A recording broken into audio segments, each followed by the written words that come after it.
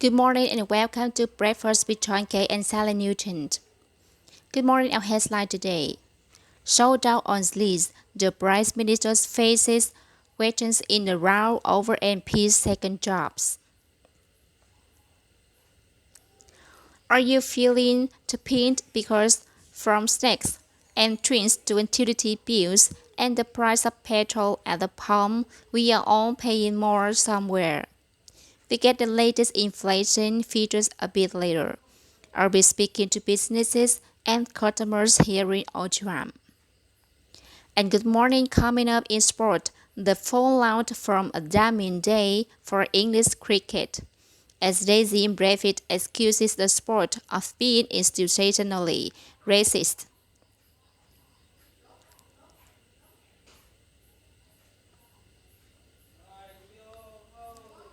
And we will speak live to the queen of the kitchen disco, Sophie Alice Pastor. She enters the last few hours of her 20-hour dance-a-thon for children in need. Good morning from Kew Gardens. We are here to see the illuminated Christmas tree, which opens to the public today. It's a chilly start whenever you are. Some clear skies, some sunshine, but clouds going to build from the west, bringing some of us some rain later. I'll look for the details later on in the program.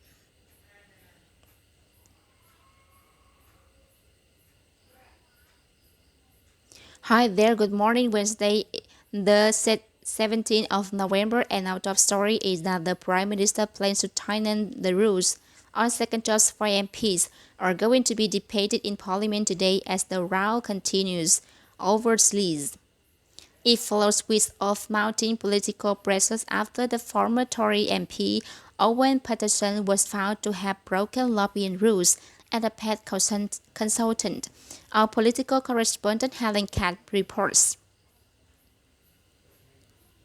The Prime Minister has a tough day of questioning ahead as he tries to draw a line under the sleaze allegations which have dominated Westminster for the last few weeks. Yesterday, he announced he will support banning MPs from working as paid political consultants. And the exact moment, Labour was holding a press conference calling for the same. Labour tracking the Prime Minister's move up as a win, but it would still like to see a wider ban on MPs having second jobs. Except if it's for a public service like nursing or working as a doctor. The government wants to focus not on what MPs do, but on how long they spend doing it. Boris Johnson said he would back changing the code of conduct to put a reasonable limit on MPs' outside activities and punish those who neglect their duties. Exactly what's being proposed is miles away from where the government was 2 weeks ago. 2 weeks ago, they were talking really about watering down the current system. They are talking about not only tightening the rules, but putting that in the hands of the system as it currently exists. But it is Parliament, not the government, which actually sets the rules for MPs. So the detail would have be worked out there if it chose to go ahead, and some Conservatives are concerned the consequences aren't clear. I'm very cautious on this because I know that some of my colleagues have jobs and outside work that they do, and that means them having to give up. Changing their lifestyle, we have to be careful about this. We have to realize that we are dealing with human beings who have families and responsibilities. So, first, as I've said before, first duty must be to Parliament, to constituency, into the work we do for our country. Any changes I think should be evolutionary. They will get the chance to quiz the Prime Minister directly later. He's expected to address a gathering of his own backbenchers this evening. Before that, he faces the liaison committee of senior MPs, and before that, the Labour leader at Prime Minister's questions. Boris Johnson may hope the end of the sleaze row is in sight, but there will be a lot of more questions to answer before he gets there. Helen Cat, BBC News, Westminster. Let's go live to Westminster and speak to our chief political correspondent Alan Feeling, who joins with us on breakfast. Hi Adam. So the Prime Minister pretty hoping he can put his leader out of bed today. But he's got a lot to get through, hasn't he, before he goes to bed himself tonight a lot on. Yeah, it's a busy day where we're going to see loads of Prime Minister at Helen was just saying.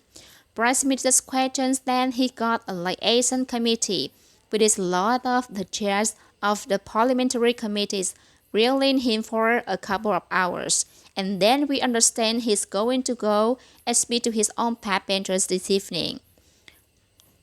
And he will be hoping that this kind of poll move his down on second jobs. Some people might call it a bit of change of position.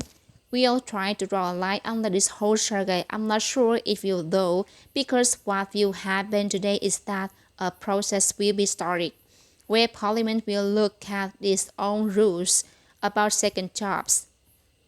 There will be more arguments about the pros and cons of various proposals, and then maybe in the new year or maybe a bit later, there will then have to be a vote on many new proposals that will come forward, and all those arguments will be had again. And who knows what cases and things will have happened in Parliament in the meantime. Also, this has made those cracks, the Conservative backbenchers, even wider, because there are quite a lot of MPs who aren't sure about giving up their outside jobs because they think it's totally fine that they do them. They are worried about the ideas that have been put forward by pro-Labour and the Conservative Party, and how workable they are, and some conservatives think that actually Boris Johnson has just bowed down to demands from Labour and he should have resisted them and he's paid a political price as a result. So it's all quite a big combustible mix of things, which means the story isn't over yet, even though we are now been talking about this for more than 2 weeks. Indeed, Adam, thank you very much. Indeed, we are checking with Adam throughout the programs. Also going to be speaking to the chair of the Common Standards Committee, Labour's Chris Bryan, and from the government side to the International Trade Secretary Anna Mary Tavelan a bit later. Now the UK latest inflation figures will be out this morning, and they will reveal how much the cost of living is rising. It comes as supply chain issues, higher energy costs, plus a shortage. The labor market have all pushed the price of consumer goods higher. Inflation slowed unexpectedly in September, but of course August saw the largest increase since records because back in 1997. The Home Secretary Priti Patel has said the bomb explosion outside Liverpool Women's Hospital on Sunday is a reflection of a dysfunctional asylum system. Ms. Patel, speaking to reporters on a flight to Washington, said it was a complete merry-go-round, with the whole industry devoted to defending the rights of individuals intent on causing harm. It was revealed yesterday that the Liverpool attacker, 22 years old Adam Doe-Schumann, was a failed asylum seeker. Health officials this morning warning of a hidden pandemic of antibiotic resistant infections if people fail to act responsibly after COVID. That's according to the UK Health Security Agency, who say they should only be super prescribed when they are really needed. Last year, 1 in 5 people with an infection had an antibiotic-resistant one, although the overall number of infections in England did fall down because lockdown. Police border guards have used tear gas and water cannons against a group of migrants trying to enter the country from Belarus. Belarus has been accused of pushing migrants to the border to try and destabilize the EU. A charge in denies there have been more than 5,000 attempts by migrants to cross into Poland from Belarus so far this month compared to just 88 in the whole of last year. At least one person died and several others are missing after a violent storm caused floods and mudslides across British Columbia in Canada. Thousands of people have been forced to leave their homes, with officials describing it as the worst weather storm in a century. Our North American correspondent David Williams has more. After a summer of wildfires and record high temperatures have come this. More rain in a day than people here are used to in a month. It left hundreds trapped in their cars overnight, severed rail links to Canada's largest port in the city of Vancouver, and has cut power supply to thousands of homes.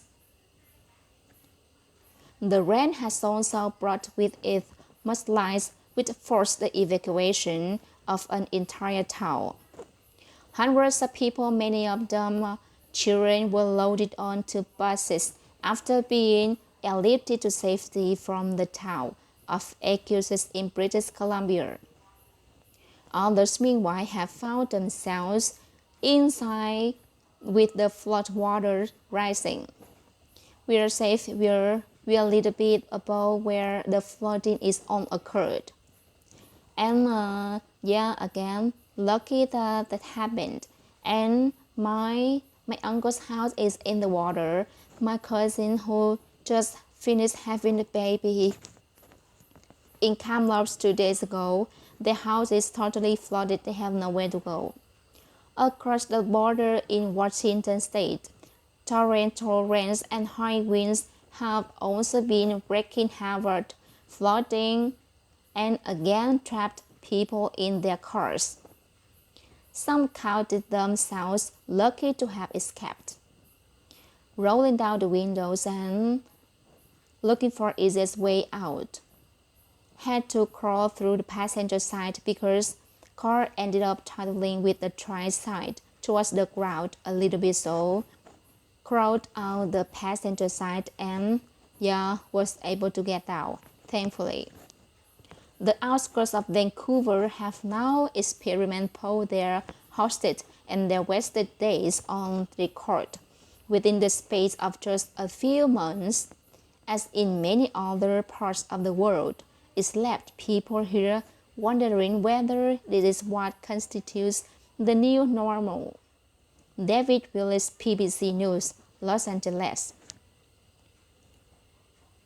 Now the Cambridge Dictionary has revealed that its word of the year is perseverance. It's a bit weird, isn't it? But they say, well, yeah, because I thought they are talking about perseverance at people, but in fact, they are saying that Pete interesting when NASA Perseverance rover make its final descent to Mars in February earlier this month. The Oxford English Dictionary to vast because we are spiking interesting vaccine related words or spike. So what you did very good.